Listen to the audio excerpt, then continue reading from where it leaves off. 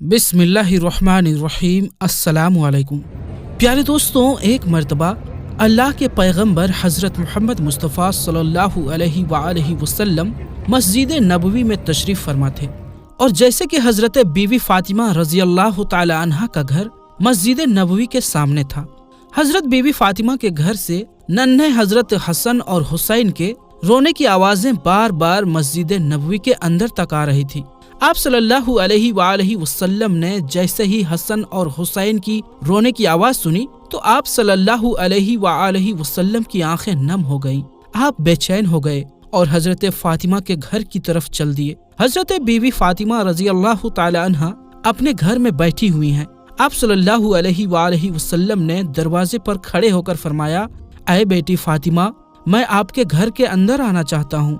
तो अंदर से आवाज आई, ऐ बाबा जान, अंदर आने से पहले आप चादर मुबारक अंदर फेंक दें। उसके बाद पैगंबर हजरत मोहम्मद मुस्तफ़ा सल्लल्लाहु अलैहि वसल्लम ने अपनी चादर मुबारक घर के अंदर फेंक दी और फिर आप अंदर तशरीफ ले गए और पूछने लगे कि बेटी क्या बात है। तो हजरत बीबी फातिमा ने कहा, बाबा जान, घर में इतना बड़ा कपड़ा नहीं है कि मैं अपना पूरा बदन ढक सकूं, इसीलिए मैंने अपने बदन को आपके चादर से ढांपा है।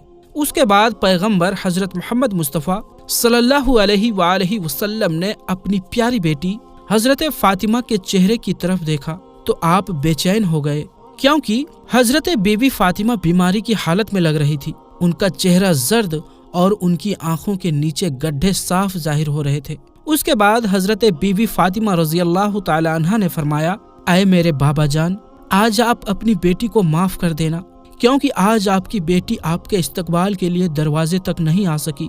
कई दिनों से लगातार भूखा रहने की वजह से आपकी बेटी का जिस्म इतना कमजोर हो चुका है कि अभी वो उठने के काबिल नहीं है। तो ये सुनकर पैगंबर हजरत मोहम्मद मुस्तफ़ा सल्लल्लाहु अलैहि वसल्लम की आंखों में आंसू आ गए। उसके बाद हजरत बीबी फातिमा ने फरमाया, बाबा जान, हुक्म फरमाइए। तो अल्लाह के रसूल सल्लल्लाहु अलैहि वसल्लम ने फरमाया, ऐ फातिमा, मैं मस्जिद में था और मस्जिद के अंदर बार बार हसन और हुसैन के रोने की आवाजें आ रही थी। हसन और हुसैन की रोने की आवाज ने मुझको बेचैन कर दिया, इसीलिए मैं तुम्हारे घर आ पहुंचा। ऐ फातिमा, नन्हे हसन और हुसैन क्यों रो रहे हैं? तो हजरत फातिमा ने फरमाया, बाबा जान, 2 दिनों से हसन और हुसैन ने कुछ भी नहीं खाया है। तो ये सुनकर पैगंबर हजरत मोहम्मद मुस्तफ़ा सल्लल्लाहु अलैहि वसल्लम ने फरमाया, ऐ फातिमा, हुसैन बहुत छोटा है, ये तो अभी दूध पीता है, इसको आप दूध पिला दीजिए, ये खामोश हो जाएगा। और हसन को मैं अपने कंधों पर सवार कर लेता हूँ तो इसे भी आराम मिल जाएगा।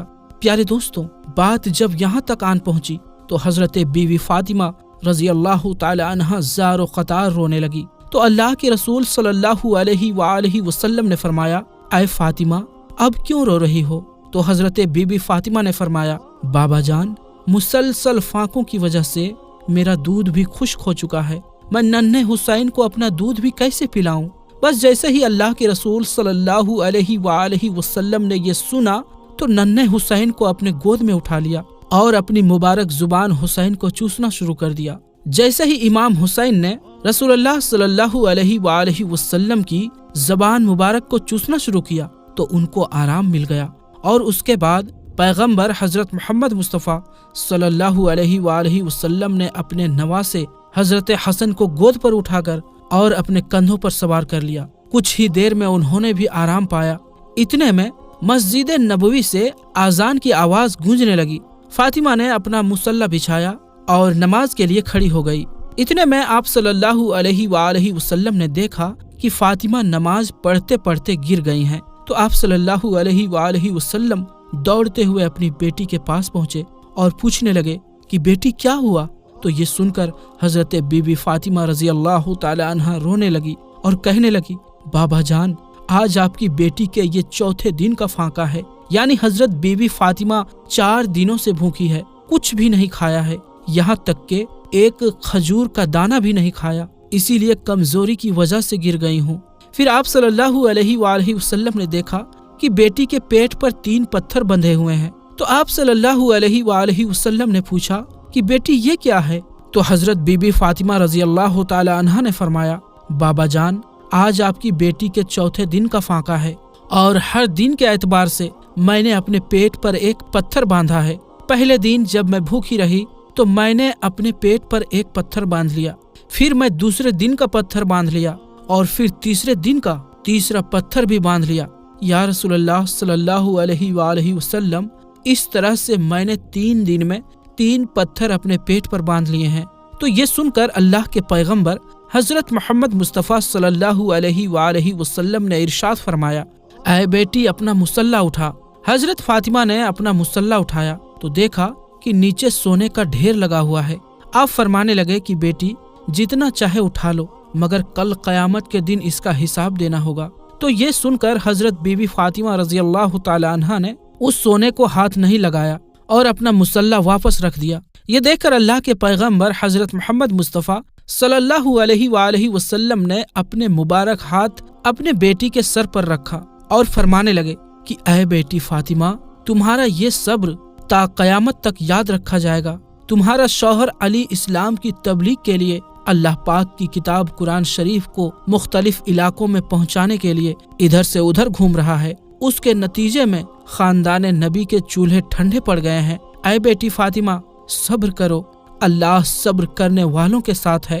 پیارے دوستوں، اس کے بعد پیغمبر حضرت محمد مصطفیٰ صلی اللہ علیہ وآلہ وسلم نے اپنے کپڑے اپنے پیٹ سے ہٹایا تو حضرت بی بی فاطمہ نے دیکھا کہ ان کے پیٹ پر تو 3 ہی پتھر بندھے ہیں، جبکہ اللہ کے رسول صلی اللہ علیہ وآلہ وسلم کے پیٹ پر تو 4 پتھر بندھے ہوئے تھے۔ تو آپ صلی اللہ علیہ وآلہ وسلم فرمانے لگے، اے بیٹی فاطمہ، تو 3 دن کی بھوکی ہے، مگر آج میرا تو 4تھے دن کا فاقہ ہے، میں تو 4 دن کا بھوکا ہوں۔ تو پیارے دوستوں، ذرا سوچیں کہ ان کو کیا ضرورت تھی کہ 3 دن 4 دنوں تک بھوکے رہنے کی؟ اگر آپ چاہتے تو دنیا بھر کے خزانے آپ کو مل جاتے، اگر آپ چاہتے تو آپ جنت سے کھانا بھی منگا لیتے، مگر ایسا کرنے کی وجہ یہ تھی، اپنے پیٹ پر پتھر باندھنے کی وجہ یہ تھی، بھوکا رہنے کی وجہ یہ تھی کہ آپ نے امت کے لوگوں کو غریبی کی وجہ سے اپنی آبرو کا سودا نہ کریں، اپنے ایمان کا سودا نہ کریں۔ اس وجہ سے آپ نے 3 دن 4 دن تک بھوکا رہ کر دنیا والوں کو دکھایا، پیٹ پر پتھر باندھ کر بھی دنیا کو سکھایا۔ پیارے دوستوں، اس کے بعد حضرت محمد مصطفیٰ صلی اللہ علیہ وآلہ وسلم مسجد نبوی میں تشریف لے گئے اور جا کر نیچے فرش پر ہی بیٹھ گئے۔ وہیں پر پاس ہی میں حضرت ابو بکر صدیق رضی اللہ تعالی عنہ بھی بیٹھے ہوئے تھے۔ اتنے میں آپ نے دیکھا کہ حضرت عمر فاروق رضی اللہ تعالی عنہ بھی تشریف لائے ہیں۔ ان کو دیکھتے ہی حضرت ابو بکر صدیق نے فرمایا، اے فاروق اعظم، ابھی تو نماز کا وقت ہی نہیں ہوا ہے، تو پھر اس وقت آپ کیوں تشریف لائے ہو؟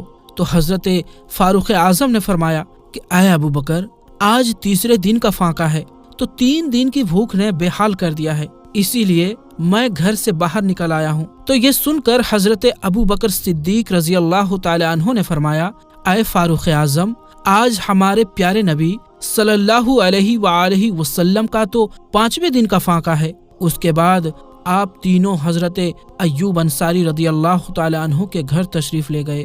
پتہ چلا کہ ایوب انصاری گھر پر موجود ہی نہیں ہے، تو آپ واپس جانے لگے تو اندر سے آواز آئی کہ اندر تشریف لے آئیں۔ اس کے بعد حضرت ایوب انصاری کی بیوی نے کھانا پکایا اور آپ کے سامنے رکھ دیا۔ پیغمبر حضرت محمد مصطفیٰ صلی اللہ علیہ وآلہ وسلم نے ایک روٹی پر تھوڑا سالن رکھا اور فرمایا کہ آج میرا 5ویں دن کا فاقہ ہے، پتہ نہیں آج میری بیٹی فاطمہ کا کتنے دن کا فاقہ ہے، پہلے یہ روٹی اسے دے آؤں، اس کے بعد ہی میں کھانا کھاؤں گا۔